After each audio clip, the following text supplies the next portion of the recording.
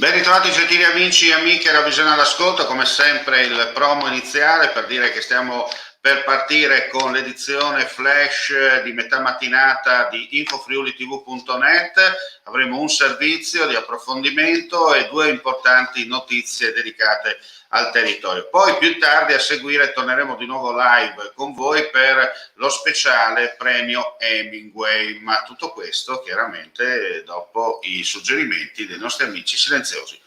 120 secondi e poi siamo in onda con diretta flash.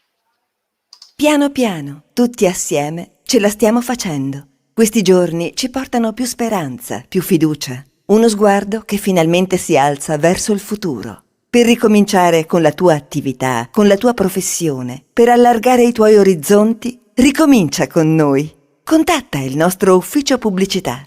È il momento giusto per ripartire insieme. Chiamaci ai nostri contatti.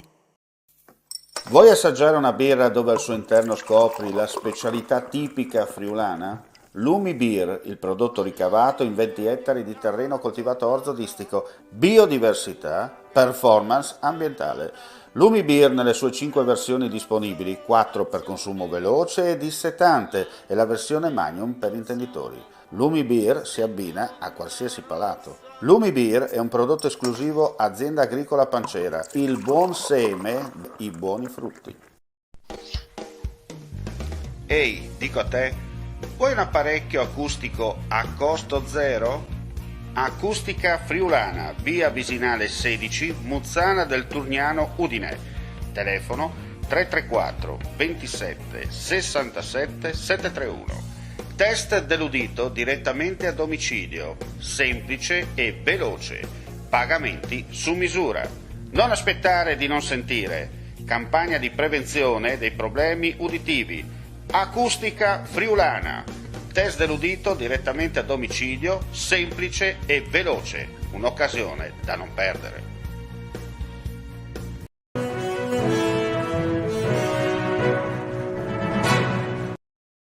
Cordiale buongiorno cari amici e amiche alla Visione all'Ascolto, ben ritrovati con l'edizione di metà mattinata di infofriulitv.net. Apriamo subito con un servizio, ne abbiamo già dato notizia attraverso il nostro sito friulitv.net di un arresto di un goriziano per pedopornografia e allora riepiloghiamo il tutto nel servizio.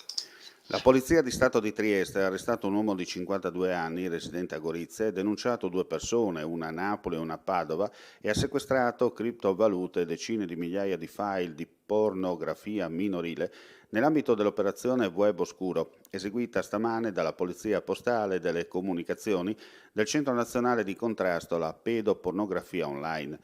La perquisizione eseguita nei confronti dell'arrestato, che aveva accuratamente protetto i suoi account e i suoi sistemi con tecniche per rendere anonima la presenza in rete, ha consentito di rinvenire più di 30.000 file pedopornografici con bambini, anche molto piccoli, raffigurati mentre venivano sottoposti a violenze e sevizie. Sono ancora in corso accertamenti anche di carattere internazionale volti a riscontrare l'effettiva e reale disponibilità dei minori proposti nei cataloghi e ad identificare gli altri interlocutori dell'arrestato.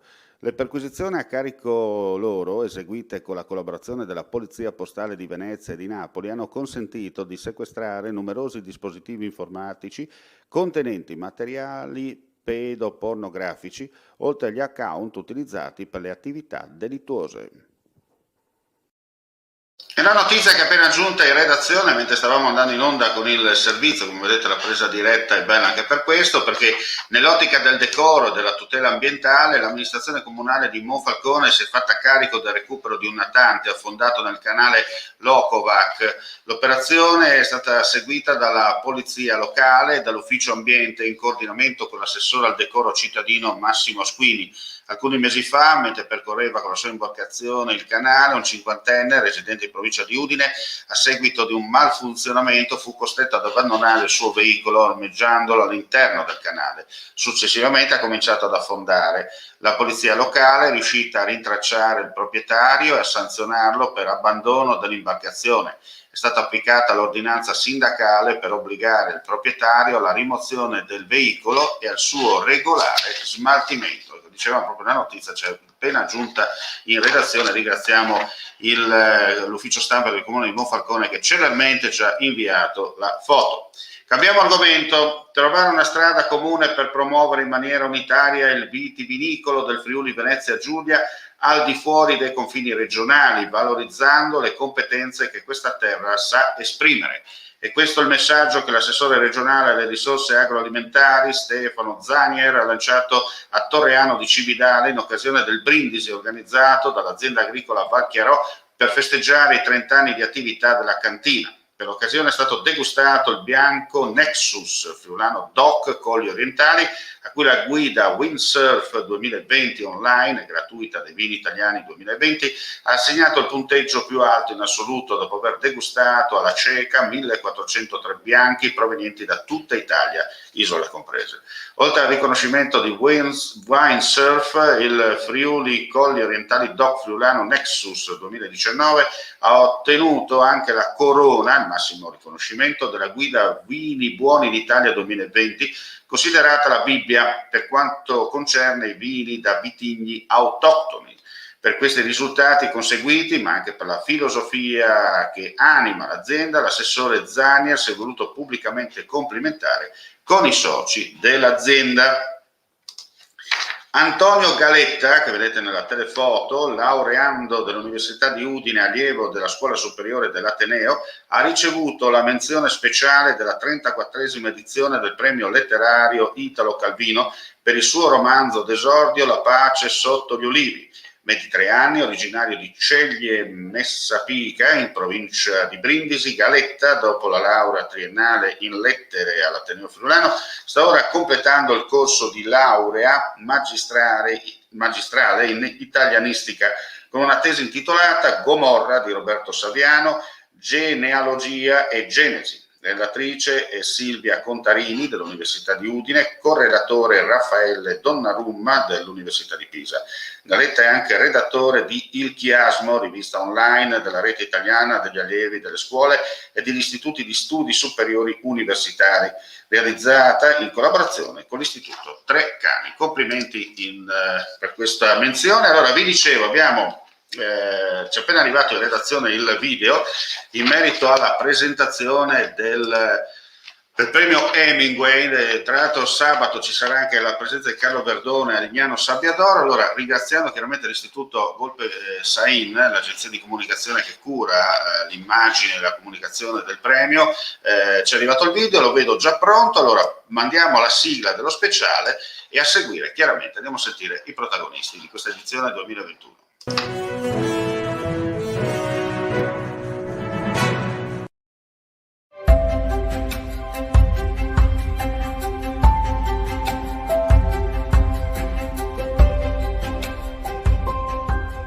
Buongiorno, il mattino del giorno porta sempre un'attesa del divenire di quello che la vita ci porta.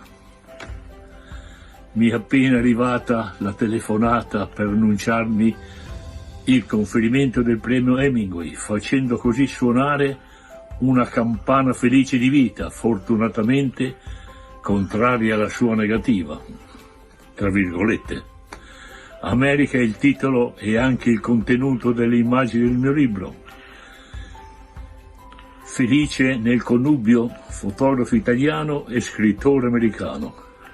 Lui continua a vivere mai dimenticato e io divento così felicemente un suo compagno di viaggio con questo premio. Grazie, buona vita e tutto il meglio. Ho incontrato Hemingway, come immagino molti di noi, durante gli anni della mia giovinezza. Anzi, ricordo esattamente la prima volta che lo sentii nominare. Fu attraverso un film. Il film era Per chi suona la campana, in cui incidentalmente mi innamorai anche perdutamente di Ingrid Bergman. E quindi Hemingway è entrato nella mia vita in maniera trionfale. ho iniziato a leggere i suoi libri, in parte perché pensavo di ritrovare le stesse emozioni che avevo provato vedendo il film, e invece ho trovato uno scrittore diverso, uno scrittore di cui ho apprezzato soprattutto una cosa, che è la sua relazione con la natura. Io penso che uno dei temi principali della narrativa di Hemingway sia il rapporto dell'uomo con la natura.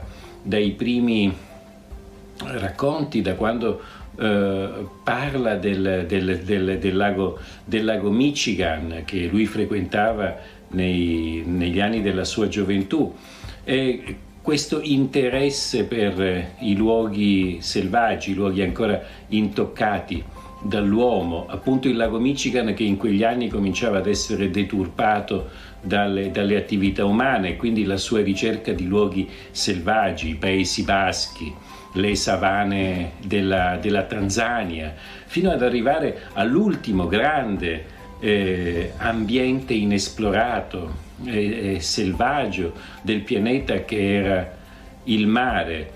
Era al tempo in cui Hemingway ne scriveva. Chissà cosa ne penserebbe oggi, vedendo che anche i grandi oceani del nostro pianeta non sono altro che delle pozze putride, e che l'ultimo report sullo stato dell'ambiente scritto dal governo britannico ci dice che probabilmente nel 2070 non ci sarà più pesce negli oceani se non quello allevato dall'uomo. Ecco, io ho molto amato Hemingway per questo suo tratto, questo suo amore per la natura. È qualche cosa che condivido con lui ed è per questo che sono molto felice che mi sia stato assegnato un premio nel suo nome. Mi fa molto piacere ricevere questo premio, anche perché è legato al nome di Hemingway, che è stato uno dei miei primi amori. Io ricordo di avere letto i suoi racconti per la prima volta quando stavo sul fiume Karizawa in Giappone, in inglese, perché andavo a una scuola inglese, ero una bambina piccola, ma insomma cominciavo a leggere. Poi mi ricordo in Sicilia, è legato all'acqua, curiosamente legato all'acqua, perché anche in Sicilia, vicino al mare, mi ricordo che mi sedevo e leggevo questi racconti con una grande passione. Mi piaceva moltissimo il modo di raccontare, così severo, visionario, realistico, ma nello stesso tempo molto visionario, come ho detto, e questo era una grande cosa. Poi mi ricordo di essere stata a Cuba a vedere la sua casa, e ricordo di aver visto le sue scarpe, i suoi libri messi sul comodino. Insomma, ecco, è stato un mito per me, quindi questo premio mi fa molto piacere, proprio perché mi ricorda queste esperienze di lettura che sono state formative per me.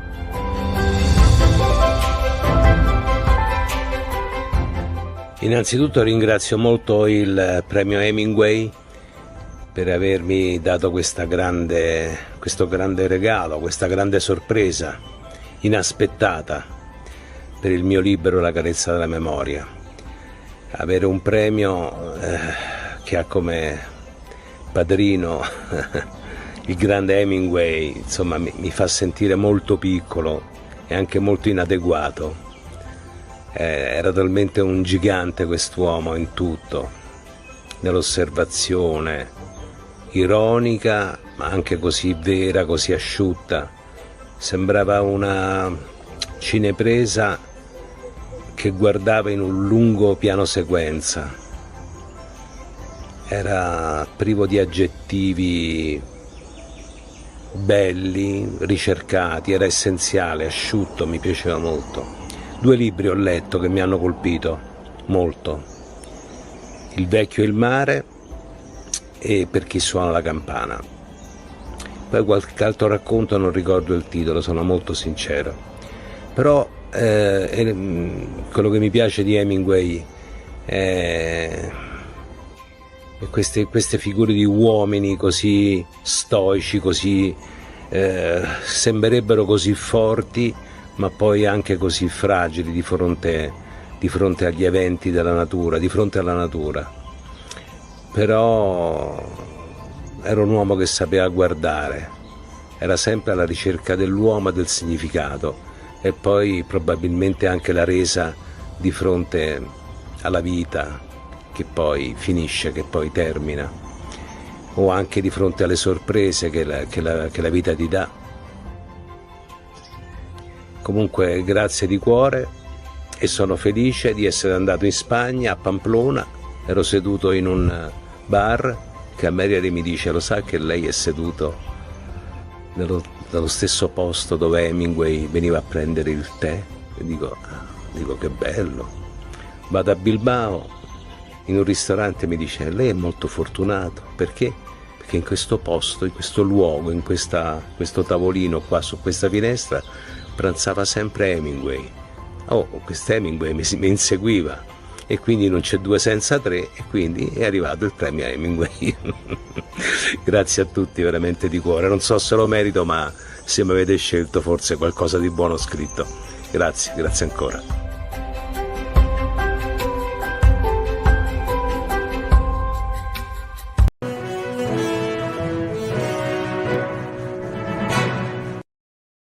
Bene, chiudiamo qui la pagina informativa del mattino, tarda mattinata per precisione, sono le 11:10 passate da pochi istanti. Grazie come sempre per la visione e l'ascolto. Ulteriori aggiornamenti sul nostro sito www.friulitv.net e dalla redazione Friuli Occidentale di friulitv.net è tutto. Chiaramente, ripeto, le notizie continueranno attraverso il nostro sito, i live ci risentiremo nel tardo pomeriggio. Questa volta torneremo a rivarcare la Grande Aghe, cioè il tagliamento, e saremo nella zona dei colli, del Burda, tanto per essere chiari, ma non vi aggiungo altro. Verso le 18 circa saremo nuovamente online con una diretta esterna per parlare di territorio. Grazie come sempre per la visione e l'ascolto e buona giornata a tutti. Claudine, locale per palati fini e buongustai, dove si mangia, si beve e si respira Burda, Collio e Quay. Sono Claudia Azzano e vi aspetto con le mie specialità. Cosa aspettate? Claudine, food, wine, music e sei in pole position.